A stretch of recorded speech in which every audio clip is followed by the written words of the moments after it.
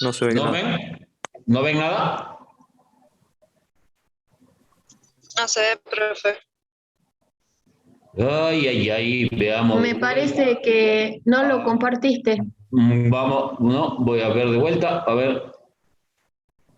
Capaz que he puesto ahí. Ahí sí ya se ve el PowerPoint. Ok.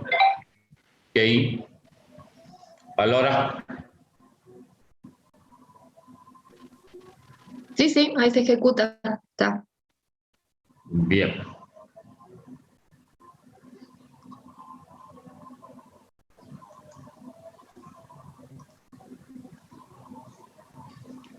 Perfecto.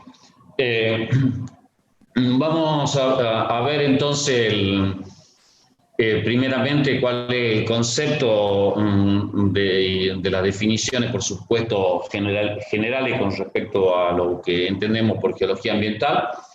Y como es de suponer, se encarga del estudio y analizar la relación que existe entre la geología, el medio ambiente y el entorno social, vinculado a los conocimientos de la geología con ese medio físico, biótico y sociocultural.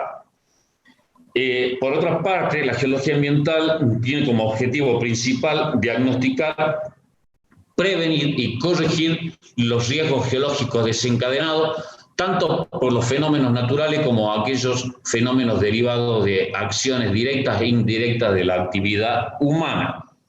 Dentro de esto, nosotros vamos a ver en esta parte únicamente aquellos fenómenos naturales de origen estrictamente geológico, lo cual quiere decir que queda una parte para los fenómenos originados directa o indirectamente por el hombre, y toda la parte que después vamos a ver cuando lleguemos al desarrollo de riesgo geológico, y fundamentalmente cuando veamos los conceptos de riesgo, todas las otras cosas que quedan por analizar, pero que no las podemos tratar por una cuestión de que la materia sería extraordinariamente larga.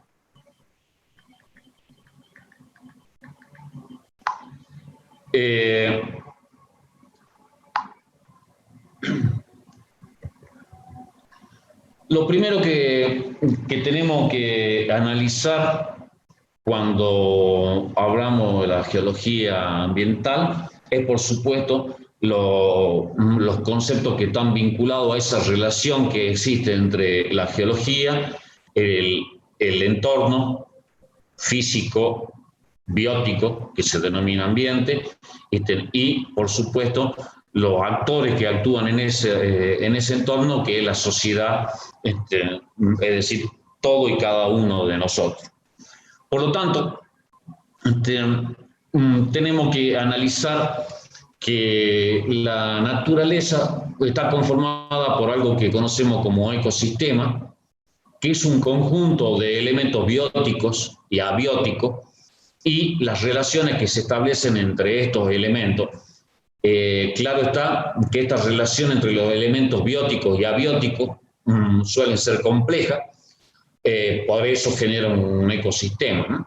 Por ejemplo, un lago, un bosque, son ecosistemas que están formados por animales, vegetales, pero también hay aire, hay agua, hay minerales, etc. Ahí está la relación entre los elementos bióticos y abióticos, y ese funcionamiento normalmente es extraordinariamente complejo. ¿Por qué? Porque la mayoría de las cosas están interconectadas, están encadenadas una con otra, y normalmente una modificación de los aspectos bióticos evidentemente puede terminar con el ecosistema, pero también una transformación o una modificación o una alteración o una contaminación de los elementos abióticos puede terminar con ese ecosistema que es complejo, y la mayoría de las veces no solamente complejo, sino que está en un estado que se puede decir que es metaestable, es decir, que es un estado de equilibrio que responde cuando se producen ciertas modificaciones, que responde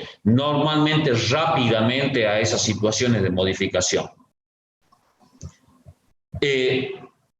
Entonces, podemos definir que el medio ambiente es el entorno vital o el conjunto de factores físicos, naturales, estéticos, culturales, sociales y económicos que interactúan con el individuo y con la comunidad en la que vive. Eso, si bien parece una definición un poco más compleja, lo entendemos cuando vemos que todas las personas, todos los seres humanos, conforman sociedades que son complejas, por supuesto, expresadas en una cultura particular. Cada sociedad necesita además de la naturaleza.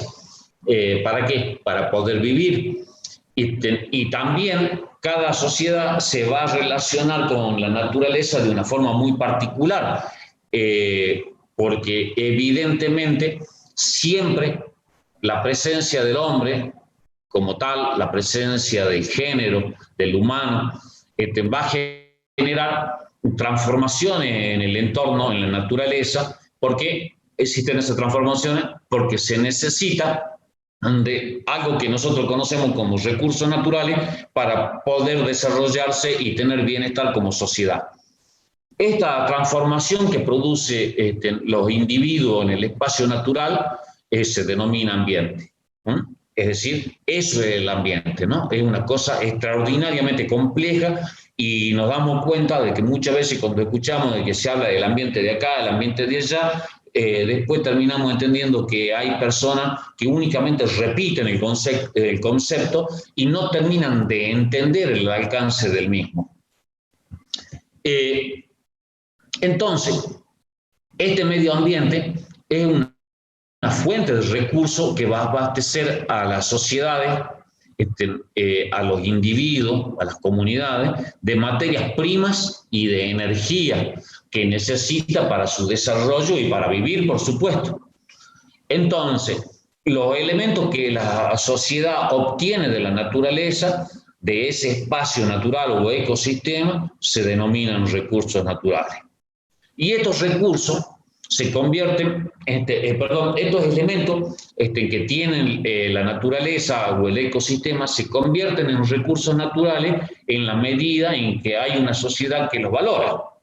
Es decir, el recurso pasa a ser algo que tiene valor cuando la sociedad dice necesito de esto, ¿no? Entonces, cuando dice necesitamos el litio, bueno, empezamos a buscar dónde está ese elemento que está en un espacio, por supuesto, natural o en o conformando parte de un ecosistema, y vamos a obtener de allí ese recurso.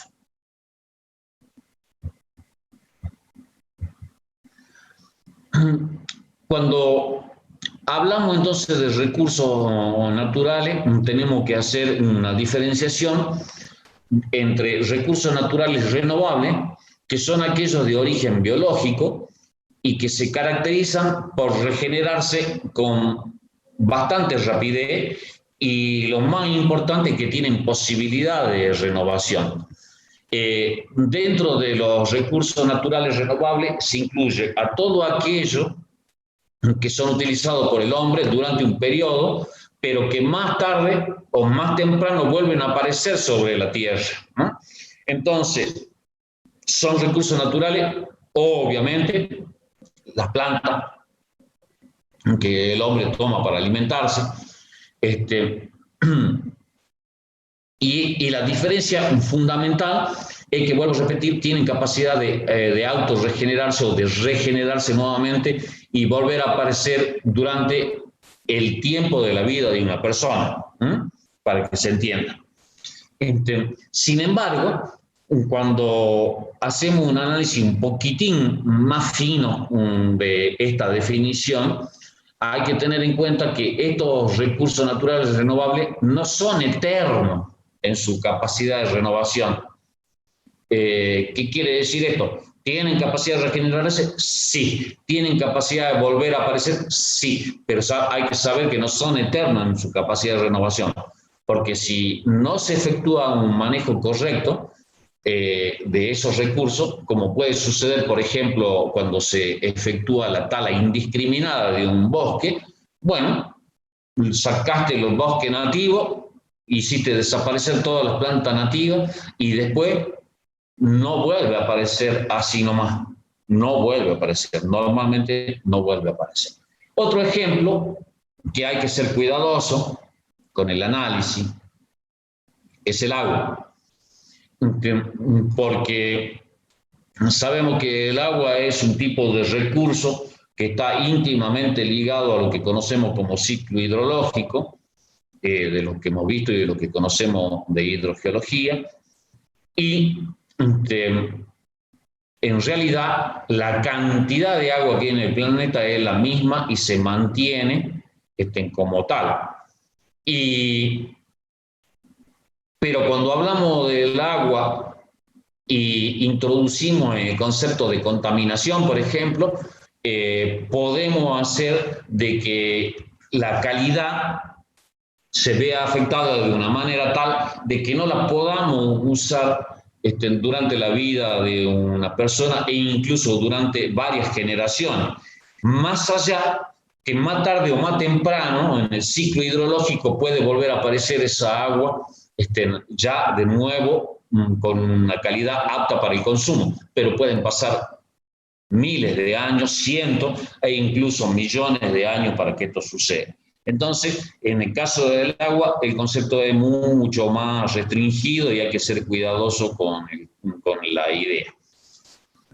En el otro lado están los recursos naturales no renovables, que son aquellos cuya velocidad de regeneración es prácticamente nula, para no decir que es nula, para la percepción humana. Nosotros los geólogos entendemos perfectamente esto porque es un recurso. Los recursos naturales no renovables son recursos que responden a tiempos geológicos, razón por la cual una vez que las sociedades lo han consumido, no vuelven a aparecer o regenerarse. Ejemplo, tipo de minerales, los hidrocarburos, el agua también podría entrar en este concepto de nuevo, ¿no? Si es que se contamina, por ejemplo, como dijimos recién. Entonces, saber diferenciar entre recursos naturales renovables y no renovables hacen que podamos empezar a entender lo que es el entorno vital o lo que conocemos como ecosistema o como el ambiente y cómo interactúan esas complejas relaciones que existen entre los elementos abióticos y bióticos con la sociedad que conformamos los seres humanos. Porque en realidad somos los seres humanos, las sociedades que hacen las demandas de recursos naturales, tanto renovables como no renovables, y somos nosotros los que originamos la modificación de ese entorno natural que estaba prístino antes de que nosotros intervengamos. ¿Por qué? Porque vuelvo a repetir, porque necesitamos algo de eso y le damos valor incluso, ¿no? Si no, no es un recurso natural. Otra clasificación que podemos ver de los recursos naturales es con respecto a su origen, es decir, recursos naturales de origen exógeno y endógeno, y entre ellos tenemos, por supuesto, como recurso natural de origen exógeno, el recurso tal vez más importante luego del aire es el agua, ¿no? ¿Por qué? Porque el agua participa casi en la totalidad de los procesos geológicos externos y sabemos, claro está, de todo el efecto que tiene el agua a través de la atmósfera y la hidrósfera e incluso en la parte superior de la litósfera.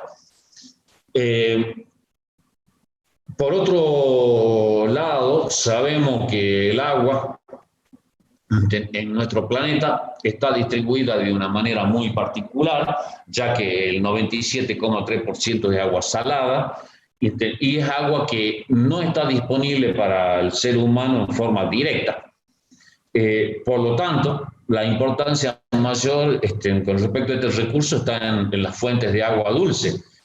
¿Por qué? Porque es la sociedad, es el individuo, son las personas las que van a requerir nada más y nada menos que de este recurso que de otra manera no podrían vivir ni los animales, ni las plantas, ni nosotros, ¿eh? y es de esa pequeña porción que queda de agua dulce que tenemos que poderla usar para los distintos usos, es decir, para el consumo humano, para el riego de plantaciones, para el consumo animal, pero también para el consumo de la industria, por ejemplo. Y sabemos, y saben lo que han hecho hidrogeología, que de toda la cantidad de agua dulce disponible en el planeta, más allá sacando los casquetes polares y los grandes lagos donde están concentradas el agua dulce, la fuente más importante es el agua subterránea. Y por supuesto, es un recurso extraordinariamente, no solamente importante para el desarrollo de la vida y toda la sociedad, sino que es un recurso el cual, si no lo tenemos, lo valoramos mucho más. Y esa valoración cada vez es mayor en todo el mundo. ¿Qué significa esto? Cada vez se destina más agua dulce para los distintos usos, fundamentalmente para el riego de plantación, ya que, para que tengan una idea, aproximadamente el 80% del agua dulce que se utiliza en el mundo es para regar plantas, ya que el uso que hace en la sociedad a nivel mundial, a nivel planetario, no suele superar el 8% del agua total disponible. Entonces, es un recurso extraordinariamente importante que se tiene que no solamente cuidar, preservar, sino que también en estos momentos y desde que el hombre se ha formado en grandes conglomerados y que hay grande necesidad y demanda de alimentos, es un recurso que está muy presionado tanto por la demanda de la cantidad como de la calidad. Y a su vez, todas las acciones de origen antrópico, directo o indirecto, pueden tener una presión extraordinaria sobre este recurso y sobre todo pueden transformarlo en un recurso natural no renovable, como decía hace un rato, cuando se afecta su calidad, ya que deja de ser útil para muchos usos. Muy bien. Por otro lado, tenemos yacimientos de origen edáfico y meteórico, es decir, que siguen siendo exógenos, en donde entre ellos conocemos y sabemos que, por ejemplo, en climas cálidos y húmedos, los procesos de meteorización química de la roca da lugar a la formación de horizontes edáficos que llegan a producir concentraciones muy importantes de hierro, de níquel, aluminio, magnesio, cobalto, etc. Este tipo de concentraciones, también conocida como yacimientos residuales, por ejemplo, el hierro suele ser la mena más frecuente, y uno de los yacimientos más importantes son los yacimientos residuales de aluminio, ¿no? Que dicho de otra manera, es la única reserva y fuente más rentable de este elemento, ¿no? De este metal. Tenemos también que considerar a los suelos como recursos para la biosfera. ¿Por qué? Porque ya sabemos que no solamente pueden dar lugar a yacimientos de minerales, sino que, claro está, constituye el soporte de la biosfera, ¿no es cierto? Por lo tanto, también es el soporte para la agricultura, es el soporte para las reservas forestales, es decir, los bosques, como también así para la ganadería. Si bien actualmente existen algunas situaciones particulares vinculadas a los suelos, ya que se pueden hacer algunas prácticas, sobre todo de cierto tipo de agricultura en suelo de muy baja calidad. ¿Por qué? Porque se utiliza una fuente de nutrientes que prácticamente utilizan al suelo únicamente como un soporte.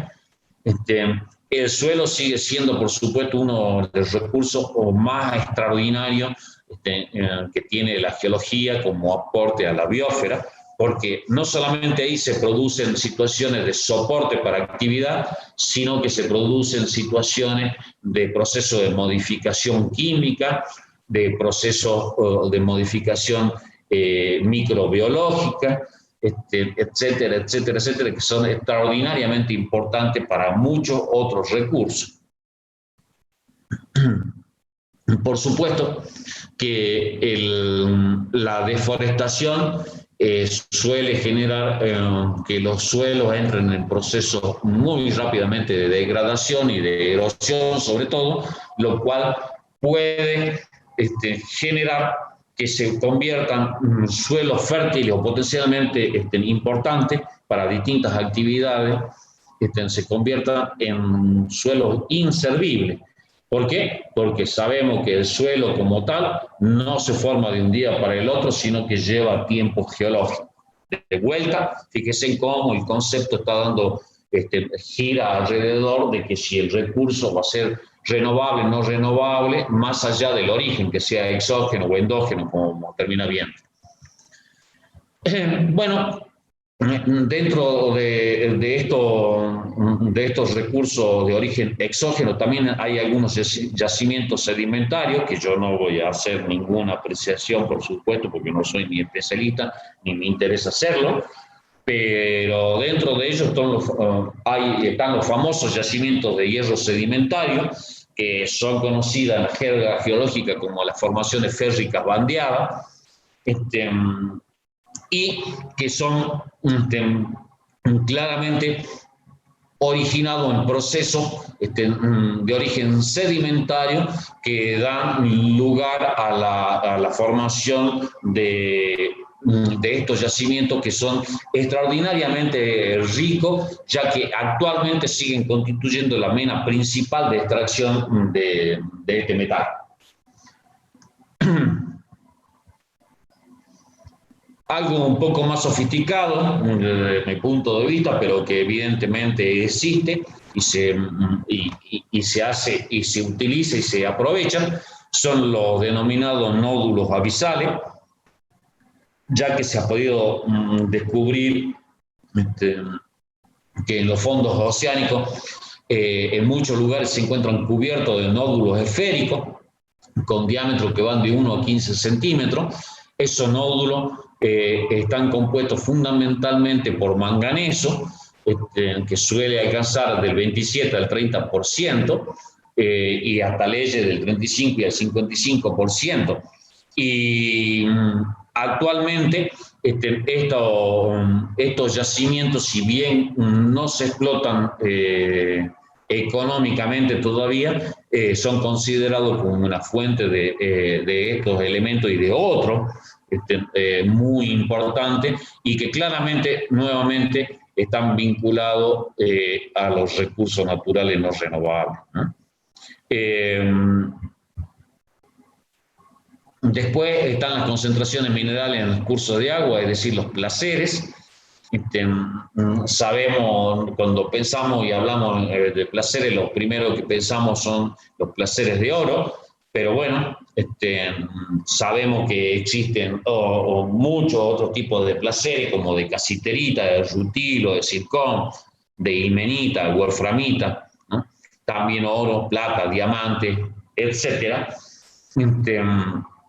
Y esto se generan, por supuesto, con condiciones muy particulares, sea porque densidad, sea porque forman óxidos que no son fácilmente solubles, o como elementos nativos como el oro y la plata, que evidentemente tienen una alta estabilidad a la alteración química y resistencia al desgaste, y por ello logran concentrarse en los cursos de agua en cantidades que muchas veces son económicamente explotables. Muy bien, los otros tipos que están vinculados a estos procesos son los fosfatos o las fosforitas, que son rocas compuestas por más del 20% de óxido de fosfato, tal como apatita o fosfato cálcico, y muy importante para la actividad humana. ¿Por qué? Porque los fosfatos son utilizados en la fabricación de abono sintético para la agricultura y claro está, como la agricultura cada vez tiene más expansión. ¿Por qué? Porque las sociedades necesitan cada vez más comida, evidentemente que hay una mayor demanda de estos compuestos. Estos depósitos son de origen sedimentario y en donde la concentración se ha generado por la intervención de la actividad biológica, pero que no suelen ser una sencilla acumulación de restos orgánicos en las áreas marinas, sino que están asociados a cantidades importantes de materia orgánica, ¿no? Pero bueno, también podemos y sabemos que todos estos compuestos siempre van a estar dando vueltas alrededor de ciertas situaciones o condiciones vinculadas hacia el ambiente aeróbico o anaeróbico o no. Y claro está que también tenemos las rocas como recursos naturales. ¿Por qué? Porque más allá de que normalmente la sociedad parece no prestarle demasiada atención a esto, porque no es ni oro, ni es plata, ni son metales, ni cosas semipreciosas, sino que lo llamamos incluso algunas veces en forma despectiva, sí, son las rocas o los clastos y nada más. No hay que olvidarse que las rocas como recursos generan una actividad extraordinariamente importante, porque hay muchísimas cosas y muchísima industria que utilizan las rocas como tal, ¿no? Así tenemos las arenas, por ejemplo, que sirven para la fabricación de, no sé, de vidrio, ¿no? Las arcillas que sirven para la fabricación de, no sé, se me fue ahora, las calizas para cemento, las arcillas y limos, por ejemplo, para ladrillo, incluso algo que muchas veces no valoramos cuando tenemos las gravas finas o ripios que solemos llamar, y las arenas que utilizamos nada más y nada menos para la construcción de las viviendas, ¿no? Entonces, las rocas son un recurso extraordinariamente importante para la sociedad actual. Muy bien, tenemos otro grupo que corresponde a aquellos recursos naturales que tienen origen endógeno ahora. Y claro está que cuando hablamos de los recursos naturales de origen endógeno, sabemos que está vinculado a procesos geológicos internos, ¿no? Es decir, que hay, por un lado, generación y transmisión de calor, sumado a la modificación de los materiales, porque hay efectos de una cámara magmática, por ejemplo, o energía geotérmica, y por otro lado, que suelen dar lugar a la génesis de varios tipos de yacimientos minerales. Sabemos que se han utilizado durante el desarrollo de la historia de la humanidad elementos como el cobre, o actualmente tecnología tan sofisticada como que utilizan el titanio. Bueno, sabemos que todos estos elementos están normalmente vinculados a las segregaciones internas periféricas de una cámara magmática, ¿no? Y según su génesis hay yacimientos de segregación, neumalíticos e hidrotermales, que por supuesto no es mi formación ni pretende serlo, y lo único que hago es transmitirle acá una breve síntesis de esos tipos de cosas, nada más. Entre los recursos energéticos y procesos geológicos más importantes tenemos a las energías de origen fósiles, como el petróleo, el carbón y gas, que sabemos de acuerdo a lo que dice la teoría del origen de los hidrocarburos, es que corresponden a restos orgánicos que se depositaron en cuencas sedimentarias, que fueron cubiertas por sedimentos luego que impidieron su descomposición, y al crearse esas condiciones anaeróbicas, se produjo una transformación que dio lugar o a carbón, o a petróleo, o a gas natural, ¿no? Lo importante de esta parte, de que es cuando analizamos el recurso energético, es que sabemos que esa transformación que sufrieron ciertos materiales, ciertos compuestos, dan lugar a una concentración de energía, una energía que está acumulada desde cientos, miles o millones de años y que actualmente la sociedad la utiliza y la aprovecha ¿para qué? Para explotar esa energía. ¿Por qué nos interesa tanto la energía? Porque para bien o para mal, las sociedades son devoradores de energía, ¿no? Y en ese afán de obtener cada vez mayor cantidad de energía, bueno, suelen producirse transformaciones excepcionales, como vamos a ver más adelante. La cantidad de energía acumulada en los yacimientos de petróleo, carbón y gas es tan grande y tan magnífica que hace todavía hoy, con todas las dificultades de lo que se habla de que el petróleo está en decadencia y toda la historia, todavía hoy la mayor cantidad de energía que sostiene a la sociedad y al planeta sigue siendo el petróleo, el carbón y el gas. No hay que tener duda de eso. ¿Por qué? Porque la magnífica, vuelvo a repetir, cantidad de energía que está acumulada ahí, es muy fácil luego de transformarla y obtenerla para los distintos usos que demanda la sociedad.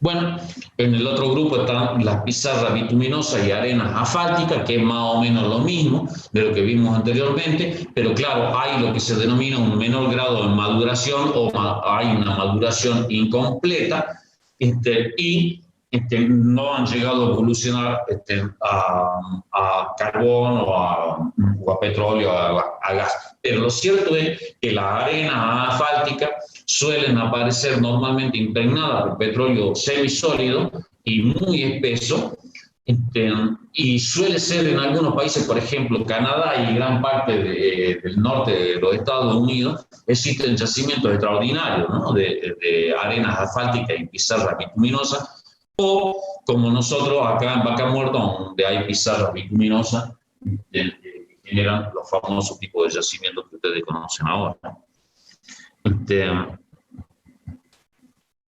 El otro tipo de recurso energético extraordinariamente importante con que cuenta la humanidad es la energía geotérmica. Y sabemos que en realidad, si bien la energía geotérmica la tenemos que analizar como recurso energético o vinculado a procesos geológicos internos, también tenemos que saber que es una energía que está bastante independiente de los procesos geológicos y no hay que confundirla que porque tiene que andar dando vueltas y jugar el agua que está en los procesos geológicos externos, hay relación. No, porque esto se lo analiza porque la energía geotérmica está generada justamente por una anomalía de calor, sea por gradiente geotérmico o por presencia de un cuerpo caliente abajo, en profundidad, que modifica sustancialmente el gradiente normal de un lugar y produce el calentamiento primero del reservorio de la roca y por supuesto si hay agua producirá el calentamiento del agua. En muchos lugares del planeta, sobre todo en aquellos lugares que están relacionados a zonas de subducción activa, como el cinturón de fuego del Pacífico, algunos lugares como Nueva Zelanda, en Japón, Islandia, etcétera, existe una cantidad de energía acumulada como energía geotérmica extraordinaria que es y puede ser aprovechada económicamente para generar, ¿qué? De vuelta, uno de los bienes más preciados que tiene la sociedad, que es la energía eléctrica, ¿no? Nada más ni nada menos que la electricidad. Bueno, el otro tipo de energía, un poco más sofisticada para nosotros, por supuesto, pero no menos importante, son las energías hidráulicas, la mareomotriz y eólica. Estas son fuentes energéticas renovables y limpias por excelencia, cuyas limitaciones, por supuesto, están dadas exclusivamente por la magnitud y ubicación de los flujos naturales, ¿no? Como, por ejemplo, si queremos hablar de energía mareomotriz, evidentemente que está vinculada a la marea, por ejemplo. La energía eólica vinculada a la intensidad y dirección de los vientos, a la energía hidráulica, al ciclo hidrológico, etcétera, etcétera, ¿no?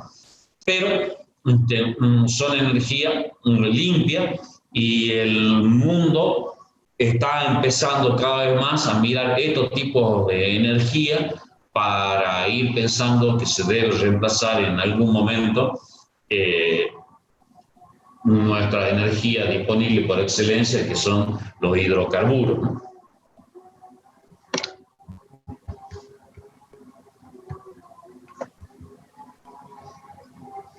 El otro tipo de recurso energético que está vinculado a los procesos geológicos es, sin lugar a dudas, la energía nuclear o energía atómica, que es la energía que se libera espontánea o artificialmente en las reacciones nucleares. La energía nuclear, claro está, que puede ser aprovechada para obtener energía eléctrica, térmica y mecánica a partir de estas reacciones nucleares, y es por ello que este término no solamente se utiliza como resultado de una reacción, sino también como un concepto amplio que incluye los conocimientos y el desarrollo de esas técnicas, ¿no? ¿Cuál es el problema de la energía nuclear? Que, bueno, todavía existe un enorme peligro de que los reactores tengan alguna falla, sea por origen humano o alguna falla originada por la intervención de un fenómeno natural, como por ejemplo un sismo, como ocurrió en Japón, o un problema humano como ocurrió en Chernobyl, situaciones que luego pueden producir y generar problemas ambientales extraordinariamente importantes y que pueden afectar un área, una región e incluso un país o un continente completo, con algo que es extraordinariamente peligroso para la salud de los seres vivos.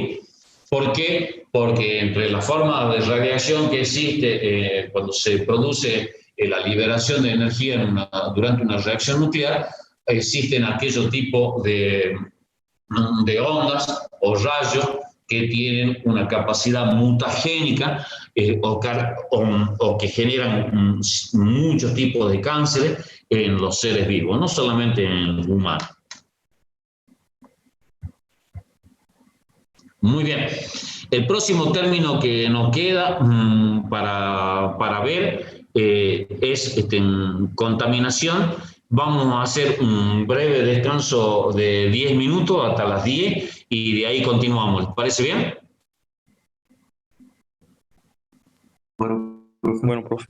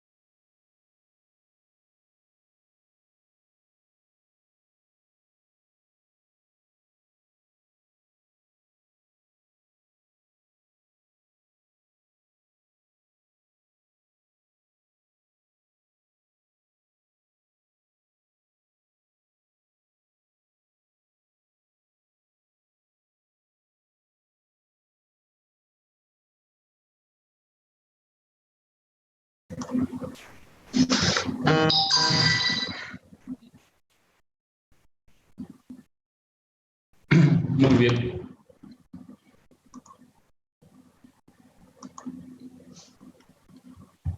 Vamos a continuar con un concepto extraordinariamente importante cuando hablamos de entorno vital, ecosistema o medio ambiente, es el concepto de contaminación.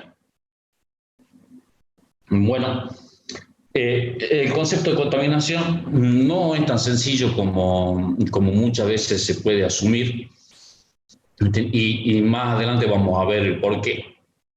Pero normalmente podríamos definir la contaminación en la forma más básica como cualquier tipo de deterioro del entorno o del medio ambiente. Pero como la contaminación o la identificación de procesos de contaminación dependen de la presentación de pruebas verosímiles y científicamente comprobadas, la definición científica ideal de contaminación sería una extensa lista de normativas y criterios mediante los cuales podríamos determinar con precisión en qué sentido un medio ambiente específico se puede considerar que está deteriorado. Eso es sencillamente porque el concepto de contaminación no habla de que es cualquier tipo de deterioro del entorno, pero para hablar de deterioro deberíamos saber primeramente cómo estaba ese entorno, ese ambiente, antes de que ocurra un proceso de contaminación.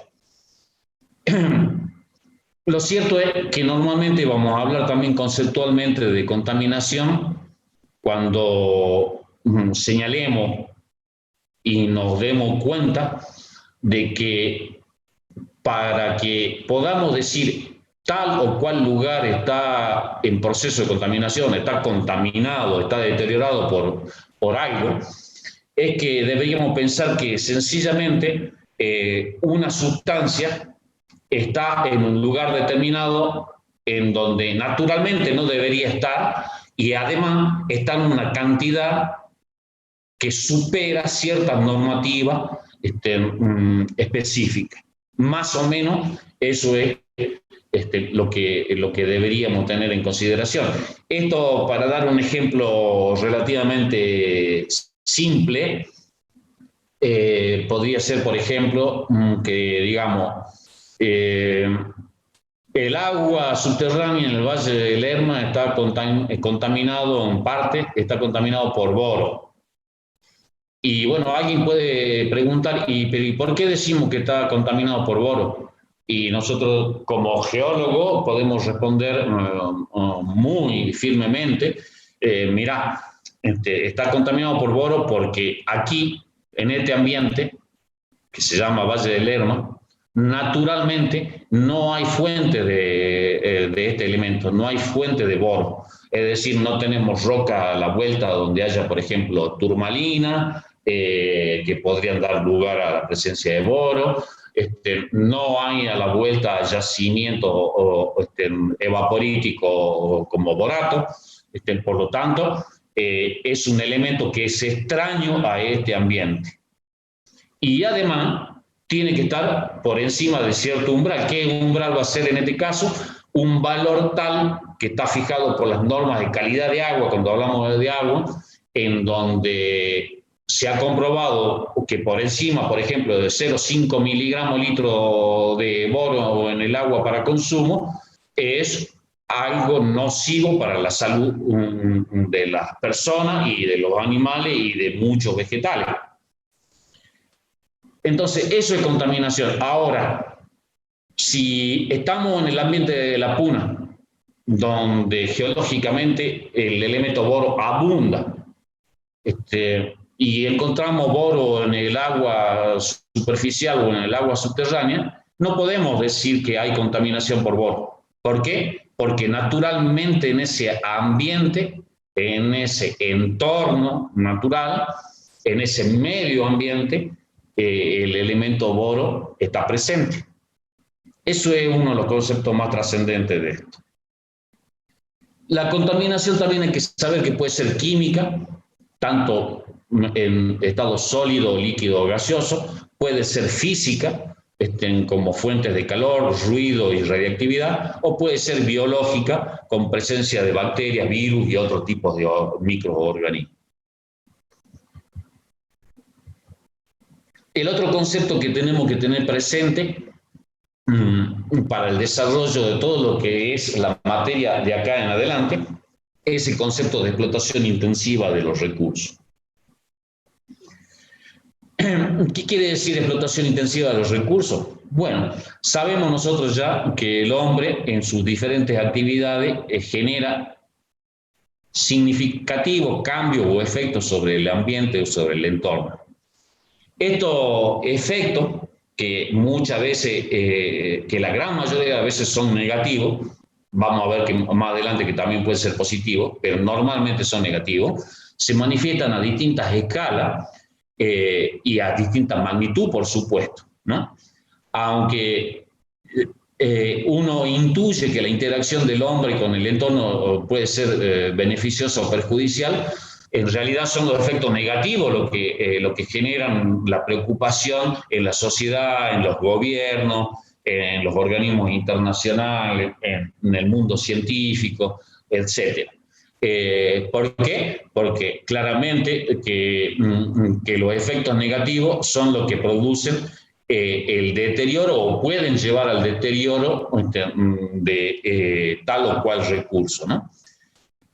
Nosotros, como sociedad, hemos vivido todo un cambio, por supuesto, desde hace miles de años durante la historia evolutiva del hombre, pero está claro que cuando el hombre era, daba vuelta y divagaba como un simple recolector, y no se había agrupado todavía en comunidades, lo que hacía uso de los recursos era un uso muy, no solamente selectivo, sino que muy cuidadoso. ¿Por qué? Porque únicamente podía tomar lo que necesitaba en ese momento y luego no tomaba más de lo que necesitaba. Pero cuando el hombre se organizó en sociedad y empezó, por ejemplo, la agricultura y la crianza y domesticación de los animales, empezó a utilizar su entorno de una manera cada vez más intensiva y, por supuesto, cada vez demandando mayores cantidades de recursos de ese entorno.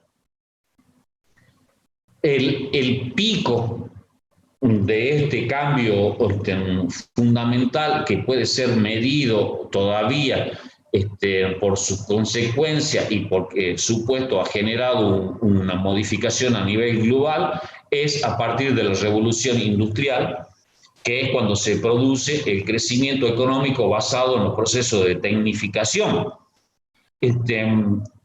Toda la revolución industrial ha originado no solamente el auge económico de las sociedades, sino que también el desarrollo científico y técnico, pero a su vez introdujo, sin saber, en un primer momento, el uso intensivo, extensivo e irracional de los recursos naturales.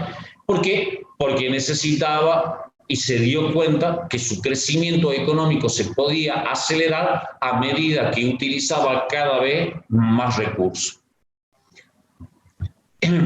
Eso ha llevado entonces que a partir del año 1789, que es el inicio de la revolución industrial, se produjera a nivel global tal vez una de las épocas más oscuras que se ha denominado la violencia ecológica.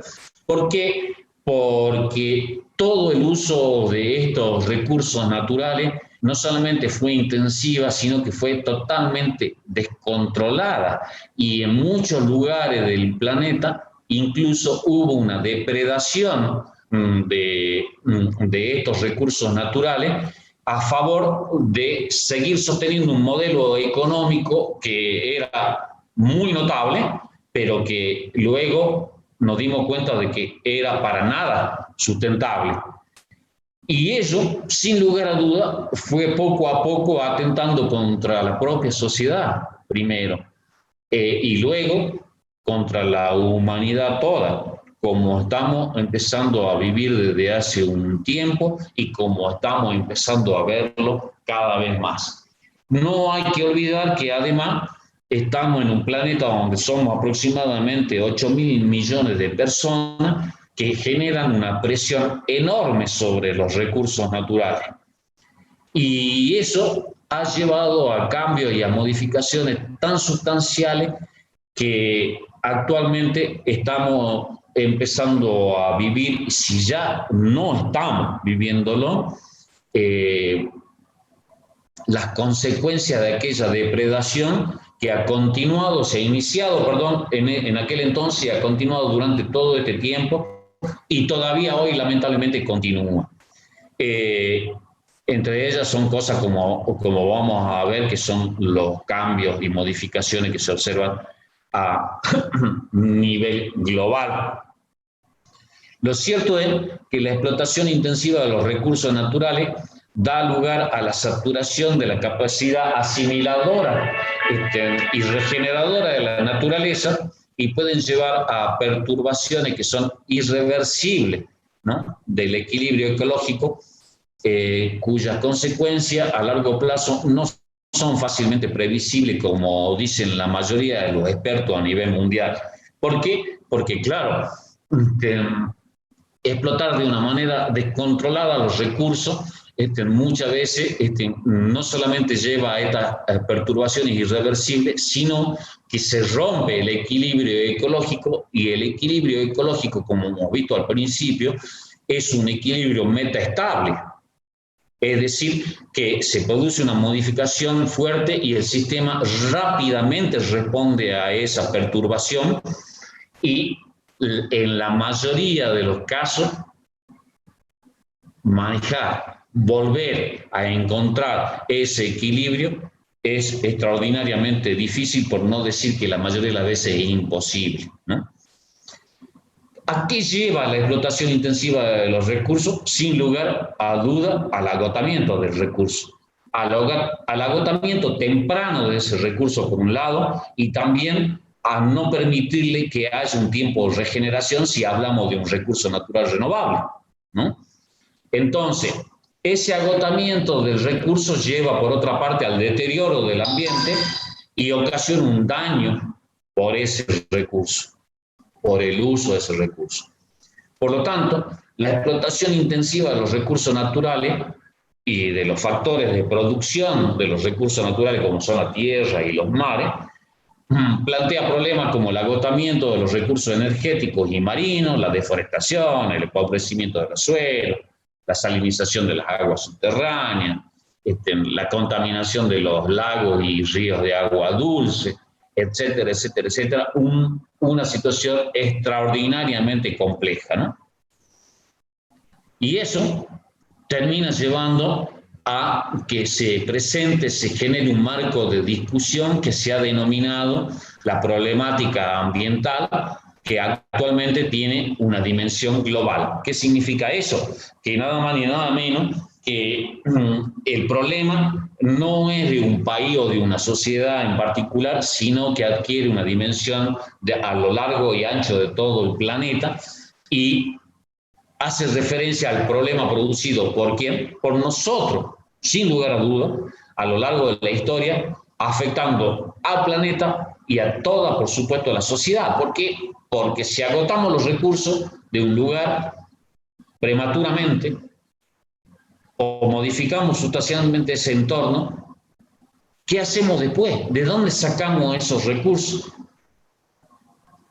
Entonces, la sociedad se encuentra en estos momentos, y desde hace un tiempo, desde mi óptica, en un verdadero intríngulis que creo que por ahora no solamente no tiene solución, sino que creo que vamos de narices a encontrarnos con situaciones cada vez más críticas que van a poner de rodillas a todos los seres humanos, y creo que no va a pasar mucho tiempo para que lo veamos, lamentablemente. No quiero ser ni catastrofista ni mucho menos, pero está claro de que toda esta agresividad que tenemos como sociedad contra el medio ambiente, contra este entorno natural, cómo usamos los recursos indiscriminadamente,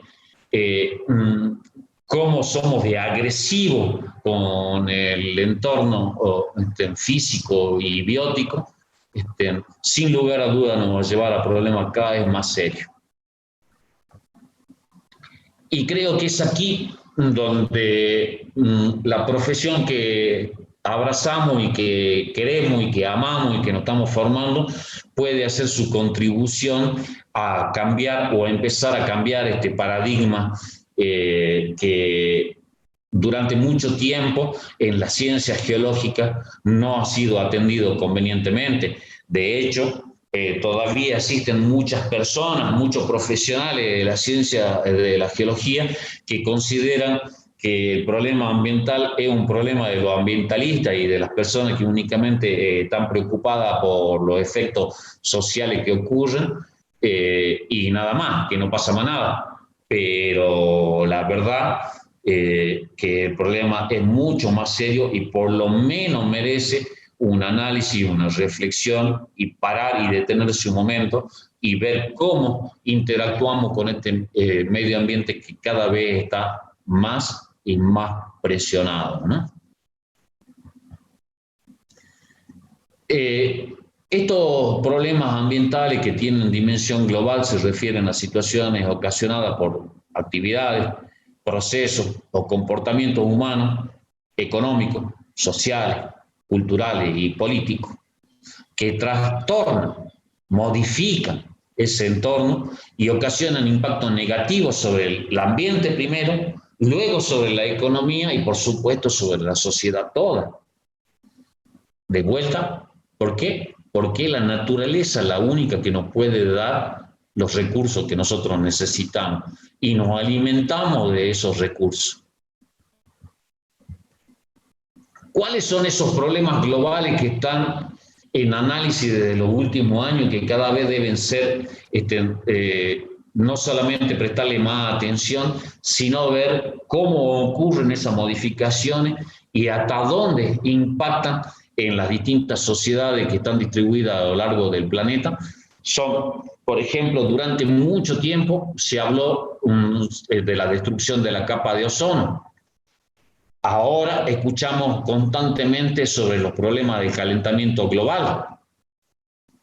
En muchos lugares del planeta existen situaciones vinculadas a lo que se conoce como la lluvia ácida, vinculada en forma extraordinariamente a las actividades industriales. La destrucción de los bosques y selvas tropicales. No tenemos que ir muy lejos para ver, no solamente tenemos que pensar en el Amazonas cuando hablamos de esto, sino nuestros bosques que han sido modificados, depredados sustancialmente en muchos lugares. Claro, muchos dicen necesitamos hacer deforestación para poder producir alimentos, es decir, para producir comida, ¿no? Sin embargo, se sabe actualmente de que 1/3 de la humanidad tiene hambre, sufre hambre. Problema que se estima que va a llevar a la mitad de la población humana, es decir, unos 3.500, 4.000 millones de personas del año 2050 van a sufrir hambre. Pero por otro lado está esa situación increíble que está comprobado que de todos los alimentos que se producen a nivel mundial, más del 35% de los alimentos que se producen no llegan a la mesa de los consumidores. Es decir, se pudren, se echan a perder, se desechan. ¿Por qué? Porque está claro de que también hay una asimetría en las sociedades vinculada a la capacidad de adquisición, vinculado a la capacidad de poder disponer de dinero para consumir esos alimentos. Y ello lleva, por supuesto, a un sinnúmero de otras discusiones, de preguntarnos muchas veces por qué desechamos o tiramos una fruta o una verdura porque sencillamente se pudrió en la heladera o en el cesto que teníamos guardado, o porque hemos hecho comida como para 5 personas y resulta que después se comió la cantidad como para 3 personas y se terminó tirando las otras 2 porciones. Un tema extraordinariamente complejo, muy complejo, que lleva también, como vamos a analizar y podemos discutir más adelante, sin lugar a duda, el concepto de solidaridad, ¿no? Del uso y consumo descontrolado que tenemos como sociedad. Otra situación extraordinariamente importante son los procesos de desertificación que se están viviendo en grandes lugares del planeta. En la República Argentina, en muchos lugares del país, los problemas vinculados a la desertificación son extraordinariamente importantes y no se puede parar esta situación. Claro, ¿por qué? Porque se ha modificado de vuelta ese equilibrio metaestable que existe, ¿no? La extinción de especies animales.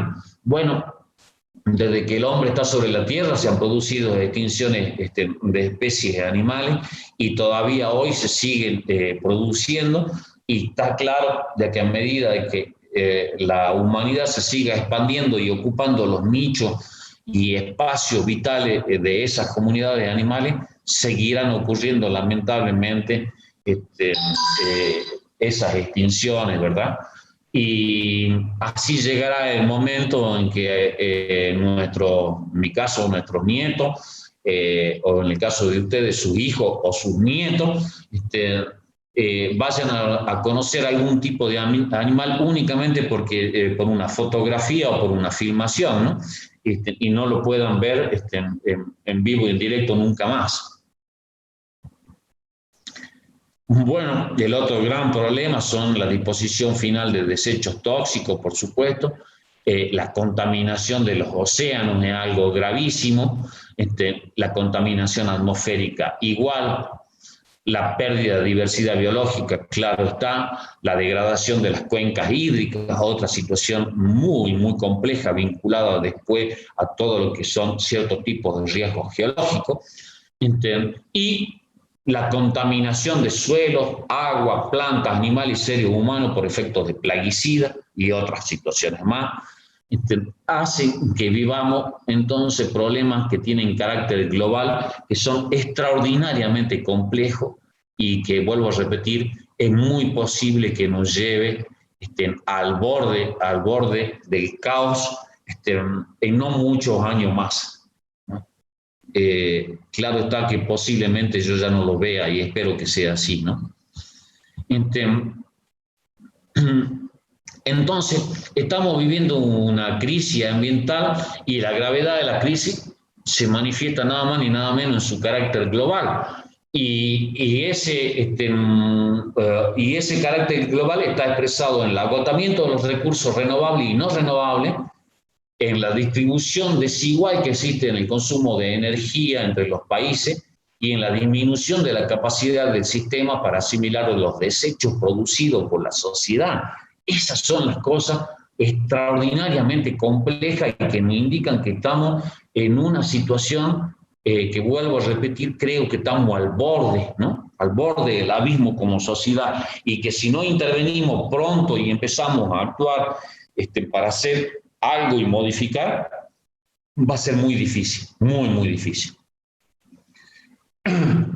Bueno, sabemos que un importante problema mundial actualmente es el caso del desequilibrio de la atmósfera causado por la producción antrópica de gases que se conocen, que generan el efecto invernadero, que, de acuerdo a los expertos, empezó a inducir cambios en los patrones del clima global. En estos días podemos verlo cuando vemos las noticias, lo que está ocurriendo con los grandes incendios forestales en Europa por los enormes picos de calor, temperaturas que no se registraron nunca, por ejemplo, en Sicilia, Italia, que llegaron a los 49 grados en algunos lugares. es terrible en Turquía, en China, en Europa, en Alemania, en Austria, en parte de Italia. O sea, grandes desequilibrios que se están produciendo en estos momentos. Y los impactos de los combustibles fósiles ha producido, ¿no es cierto?, el aumento de concentración de dióxido de carbono en la atmósfera. Estos combustibles fósiles, fundamentalmente carbón y petróleo, y esas modificaciones del dióxido de carbono está medida desde hace mucho tiempo, de que había permanecido estable, pero a partir del 1750 hasta la actualidad se incrementó en un 30%, y esto está generando modificaciones a nivel de la temperatura media del planeta, que es el famoso efecto invernadero, como les decía recién. La capacidad térmica global ha indicado que, para que tengamos una idea de la fragilidad del sistema, de que únicamente es necesario que se produzca una modificación de aproximadamente 2 grados centígrados a nivel global para que empiecen a producirse situaciones muy complejas de modificación, como por ejemplo puede ser el derretimiento de los casquetes polares, que va a llevar a otra situación aún tan importante o catastrófica en muchos lugares. ¿Por qué? Porque va a subir el nivel del mar, y muchas ciudades del planeta van a quedar más tarde o más temprano, van a quedar bajo el agua, sin lugar a dudas, ¿no? Lo que va a producir una enorme presión demográfica y movimiento de personas hacia otros lugares. Así son los efectos de estos problemas globales. Veamos un ejemplo vinculado a los países que generan aportan mayor dióxido de carbono a la atmósfera, generando estas modificaciones a nivel global y efecto invernadero. Fíjese, esto está en millones de toneladas. Entre China, Estados Unidos y el Reino Unido se llevan casi el 75% de la cantidad de dióxido de carbono que introducen a la atmósfera. China, sin lugar a duda, el más importante. ¿Por qué? Porque está viviendo un desarrollo económico enorme, y entonces hay una gran demanda de recursos naturales que no le alcanza con lo que ellos tienen, por eso son los grandes compradores en el mundo. Y evidentemente para todos sus procesos tecnológicos utilizan los combustibles más baratos, que siguen siendo los hidrocarburos, y eso genera una enorme cantidad de dióxido de carbono en la atmósfera. Bueno, esto es lo mismo, nada más que a nivel porcentual, para que tengan una idea cómo aportan todos estos medios. Y acá les muestro algunas fotografías. Por ejemplo, esto es una zona cercana de Alemania, en una zona cercana a lo que se conoce como la Selva Negra alemana, perdón, y esto no es un proceso de sequía ni nada por el estilo. Los árboles están así por el efecto de la lluvia ácida. El otro problema es algo vinculado a los mares. Fíjese, uno de los puertos más importantes de un país sudamericano, Venezuela en este caso, cómo está el mar con toda la cantidad de residuos que hay en el agua. Por supuesto que esto tiene consecuencias imprevisibles en la fauna y en la flora acuática de los océanos. Bueno, el efecto de lo que puede hacer el ser humano con los animales. Esto es un derrame de petróleo de un barco que se ha hecho muy famoso, lamentablemente, que es el Exxon Valdez, que produjo uno de los derrames de petróleo más cruentos en la historia de la humanidad, y ha matado cientos de miles de especies. Así, un triste ejemplo de lo que podemos hacer como seres humanos a los otros habitantes de este planeta. O esto, producir la matanza indiscriminada de la fauna de un curso fluvial, en este caso por el vertido de desechos tóxicos en los ríos, un producto final de cierto proceso de modificación y de producción, por supuesto, industriales, ¿no? Además de ver los peces muertos, observen la cantidad de otros materiales como botella, plástico, etcétera, etcétera, que muchos de los animales del mar lo confunden como comida y terminan luego muriendo de inanición porque creen que están consumiendo animales. Y por supuesto es plástico y que los termina matando, ¿no? Fíjese en esto, vinculado a la disposición final de residuos sólidos, en este caso residuos que salen de las viviendas, es decir, nuestros propios desechos.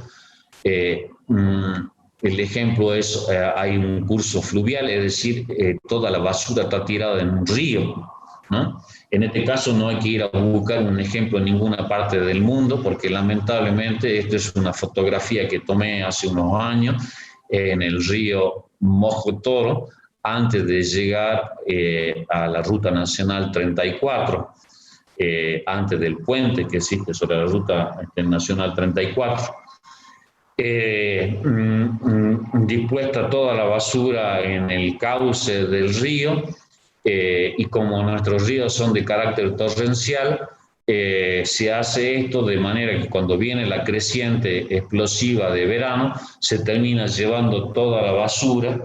Claro, se la lleva agua abajo, es decir, que se lo traslada el problema a otro, al que está más abajo, y nuevamente aparece prácticamente limpio para que la gente vuelva a tirar. En este caso algo inaudito porque este lugar era utilizado por unos municipios de la zona de General Güemes para tirar la basura, tal como la pueden ver, en lo cual es una situación extraordinariamente lamentable, ¿no? Y esto genera no solamente un problema ambiental, sino que también social. ¿Por qué? Porque hay personas que lamentablemente encuentran que pueden vivir de los desechos de otros, porque para ello le pueden dar un valor, lo que da lugar a lo que nosotros conocemos como el cirujeo, ¿no?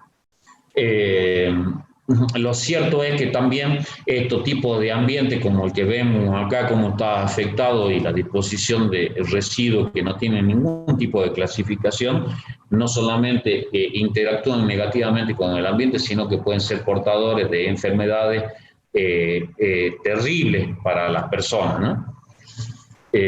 Algo muy, muy triste, muy triste. En otros lugares podemos ver esto.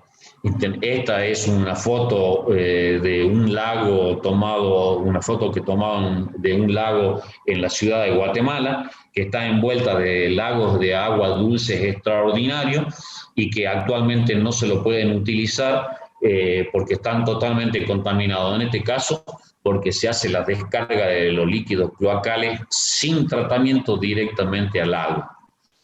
En nuestro caso, en la ciudad de Salta, también durante mucho tiempo y todavía hoy se siguen haciendo el vertido de líquidos cloacales crudo al río Arenales, un río que está totalmente degradado y contaminado por procesos como descarga de efluentes de líquidos cloacales, pero también por presencia de residuos sólidos o urbanos. ¿Por qué? Porque el vertedero de basura más grande que está en San Javier de la ciudad de Salta está sobre una de las márgenes del río Arenales.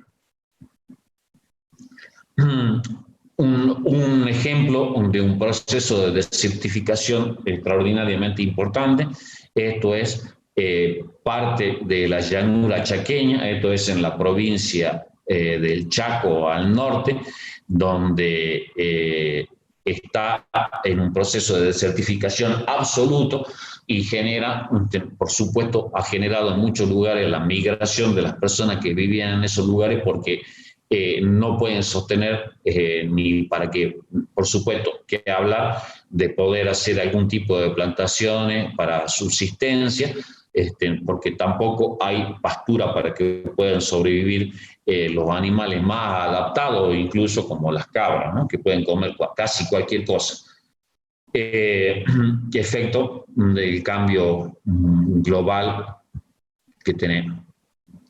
Observen eso, cómo se puede afectar al ambiente, en este caso a la atmósfera. Esto es una fábrica en Shanghái, en China, y la foto es de pleno día, 11, 12 del mediodía, y esa es la visión. Prácticamente parece de atardecer o casi el anochecer. No se ve absolutamente nada, es decir, la luz del sol no puede penetrar esta gran cantidad de gases y de emisiones que se producen en la atmósfera. Efectos no deseados de las sequías y de la falta de lluvia. Esto también en la zona del Chaco, pero en este caso el Chaco formoseño, en donde al fondo, no sé si ven al fondo a la izquierda, incluso hay un depósito de agua, y ese depósito de agua está vacío porque se han agotado las fuentes de agua dulce y todo, por supuesto, ha terminado en una situación lamentable como es esta, que ha sido la pérdida de enorme cantidad de animales, ¿no? Muy bien. Cuando acabamos de ver todo lo que acabamos de ver, que señalan condiciones que somos extraordinariamente complejos y que somos en muchos casos predadores de este entorno vital del ambiente, de ese entorno que que tiene un equilibrio muy frágil. Está claro de que todas las acciones que podamos hacer como individuos son importantes, pero las más trascendentes son aquellas acciones que podamos hacer como sociedad, ¿verdad? Entonces, también dentro de esto hay un concepto que luego lo vamos a ver durante el desarrollo de los próximos temas, que se denomina gestión ambiental, que es el conjunto de actividades que tienden al manejo integral de un sistema ambiental. ¿Eso qué significa? Es tratar de aplicar el concepto de desarrollo sostenible o sustentable y organizar todas las actividades atrópicas que afectan al medio ambiente con el fin de lograr una calidad de vida buena para la sociedad, pero teniendo en cuenta que hay que prevenir o hay que mitigar los problemas ambientales. Eso significa hacer gestión ambiental. Y la gestión ambiental se puede hacer desde a una escala, a una muy pequeña escala hasta una escala enorme, a nivel de municipio, de provincia, de una empresa, de una organización, de una institución, etc. ¿Por qué? Porque es una estrategia en la cual vamos a organizarnos para que todas las actividades antrópicas que afectan al medio ambiente se pueda hacer teniendo en cuenta que hay que prevenir y mitigar los problemas ambientales que se deriven de esa actividad. La gestión ambiental responde al cómo hay que hacer para conseguir lo planteado por el desarrollo sostenible, es decir, para conseguir un equilibrio entre el desarrollo económico, el crecimiento de la población, y el uso racional de los recursos y la protección y conservación del ambiente. Entonces, los principios básicos de la gestión ambiental son: lo económico es ecológico, hay responsabilidad compartida. ¿Qué quiere decir esto? Las empresas y las sociedades son responsables de lo que se haga, los estados y las sociedades son responsables de lo que se haga. responde al principio de subsidiariedad, que significa que debemos ser subsidiarios. Se aplica el axioma es mejor prevenir que curar. Se aplica el concepto de que todas las actividades deben ser sostenibles. También en muchos lugares se aplica el concepto de que el contaminador paga y el que conserva cobra. Hay que internalizar los costos ambientales, hay que integrar la sensibilidad de las actividades, hay que hacer un gerenciamiento ambiental y hay que pensar globalmente y actuar individual y localmente. Son principios que son muy racionales, pero debo decir que son, en países como los nuestros, por lo menos, muy difíciles de aplicar. Muy bien, cuando se logra gestionar y llegar a la gestión ambiental como tal, uno se da cuenta de que lo primero que se produce no solamente es lo sostenible del entorno vital, sino que mejora la calidad de vida de la gente, ¿no? Por eso es que la gestión ambiental también tiene tres objetivos que están vinculados a los tiempos en los cuales se aplica esto, que es el futuro, el presente y el pasado. Por lo tanto, se clasifican según tres modelos, que es la prevención de conflictos ambientales futuro. Es decir, hacemos prevención de conflictos ambientales futuro. Trabajamos para que se pueda en el futuro prevenir conflictos ambientales. Corregimos conflictos ambientales presentes, corregimos. Y recuperamos procesos de deterioro ambientales ocurridos en el pasado. Tres cosas muy, muy interesantes y muy importantes. Entonces, prevenimos cosas futuras, corregimos conflictos actuales y recuperamos situaciones ocurridas en el pasado que han deteriorado el ambiente. El último concepto que vamos a analizar es el vinculado a lo que se denominan equipos multidisciplinarios y transdisciplinarios, que hacen a cosas que normalmente nosotros los geólogos no estamos acostumbrados de hacer y de manejar. Pero como la educación ambiental es un tema en que se tiene que enseñar no solamente en esta instancia de la formación o de la vida de una persona, sino de los inicios de una persona. ¿Para qué? Para incidir en que se adquiere una cultura orientada a la preservación y conservación del medio ambiente. Todo eso hace que nosotros tengamos que tener en realidad una educación ambiental temprana, ¿no? ¿Y por qué? Porque cuando hablamos de la problemática ambiental es importante darse cuenta de que hay que apoyarse en diferentes ciencias y no podemos limitarnos a la unidisciplina. ¿Esto qué quiere decir? Que el ambiente, ya hemos dicho, es algo complejo, es algo que interacciona en situaciones bióticas y abióticas, ¿no? Pero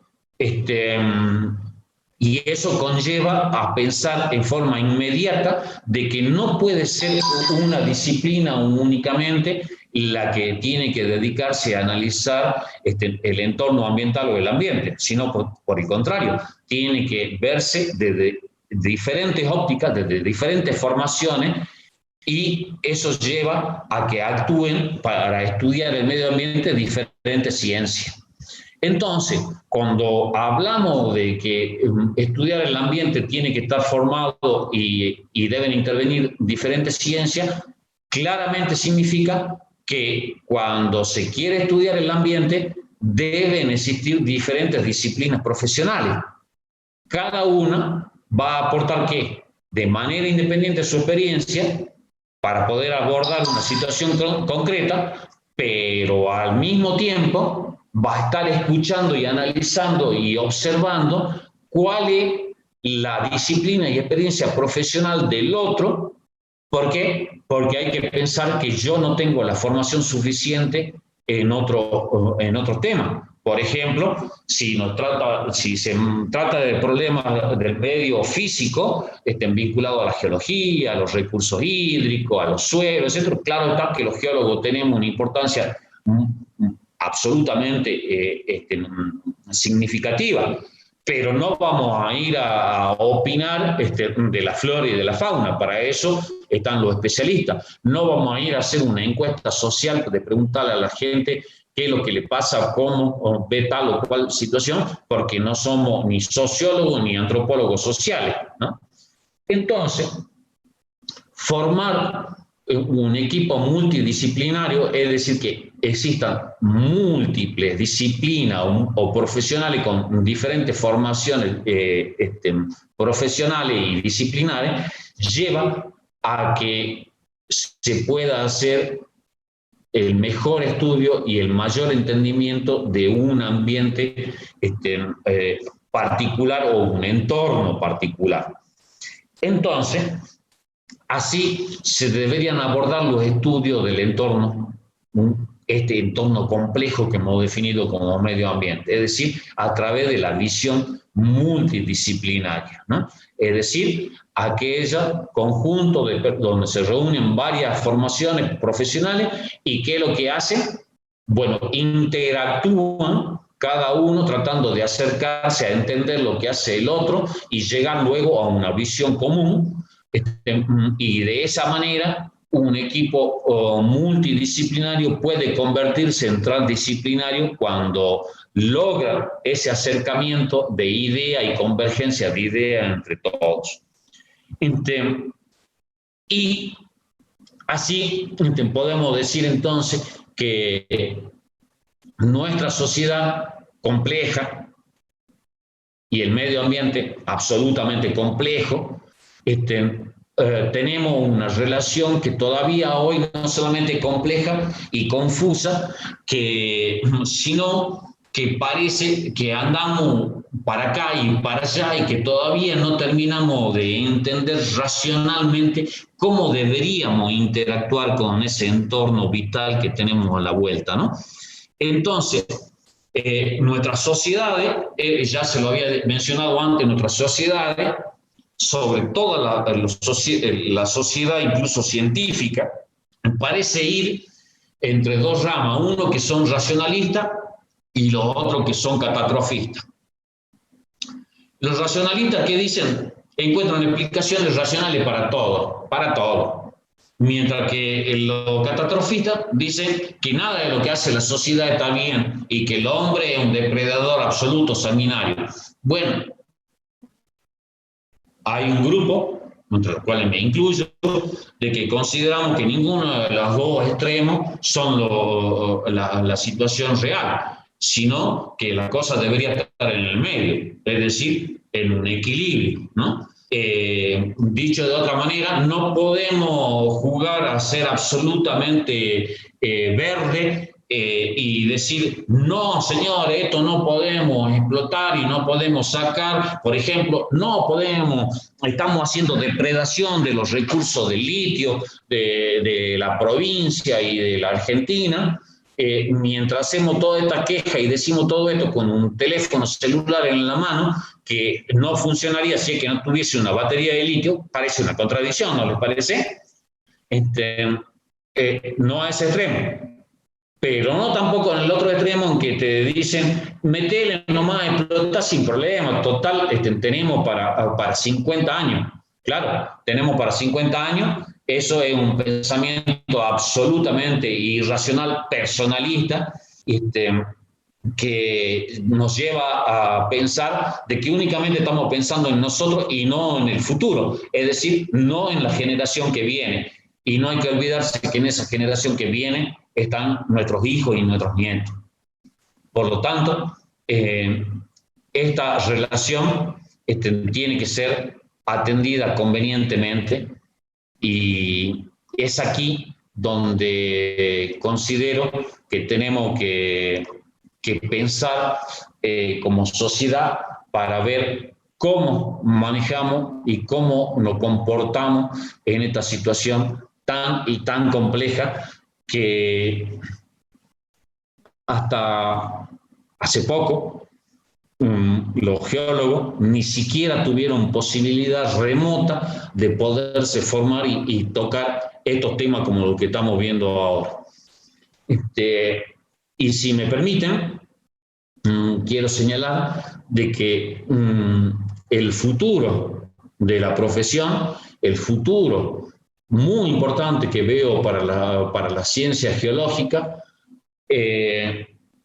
está en uno de los caminos, está esto, la geología del ambiente, el análisis y el estudio de los riesgos geológicos y naturales. ¿Por qué? Porque estamos viendo que todas estas modificaciones que ha generado el hombre tienen consecuencias a niveles insospechados. Y somos los geólogos los que entendemos mucho de estos procesos porque comprendemos con nuestra formación los procesos internos y los procesos externos que existen y la geodinámica del planeta. Y pienso que esta formación que tenemos ahora y que se empieza a generar ahora puede ser un elemento de trabajo y de sustento y de aporte a la sociedad extraordinariamente importante que pueden hacer los profesionales de la ciencia geológica en la actualidad y en el futuro inmediato y por mucho tiempo. Claro, con otros recursos tan importantes como el agua, que va a ser otra de las situaciones por la cual habrá incluso hasta guerras con seguridad, ¿no? Pero esto significa que estamos ante no solamente un nuevo paradigma para la ciencia geológica, sino que estamos frente a una visión que debe ser más amplia y salir de ese encasillamiento que hemos tenido la mayoría de los geólogos, en pensar que la geología empieza y termina con las rocas o los minerales y ya está, o con los yacimientos minerales, o con el petróleo. No, señores, acá hay una cosa mucho más importante, una herramienta al futuro y es esto. Es esto que estamos viendo y que vamos a desarrollar durante este curso. Bueno, con esto terminamos el tema 1. La próxima clase tienen disponible ya en Moodle para que saquen y vean el práctico y el teórico que está ahí. Y para la próxima clase vamos a desarrollar el tema 2, un tema muy interesante que vamos a seguir con esta tónica, pero ahondando cosas y viendo conceptos nuevos. Y vamos a ir así hasta el tema 4, que con eso terminamos el módulo de geología ambiental, cosa que me parece muy, muy interesante todo lo que podemos charlar y ver más en las próximas clases.